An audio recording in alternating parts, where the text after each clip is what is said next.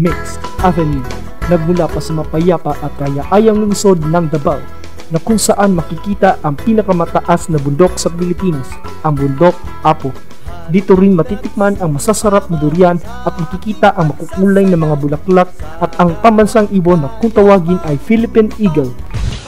Nabuo ang Mix Avenue dahil ang bawat miyembro ay galing sa iba't ibang lugar sa Davao. Hinugot ang lakas at angas sa pagsasayaw dahil inspirasyon namin ang aming pamilya at mga taong walang sawang sumusuporta sa aming talento. Laking pasasalamat namin sa Panginoon dahil biniyayaan kami ng ganitong klaseng talento na maaari naming ipamahagi at magbigay aliw sa mga tao.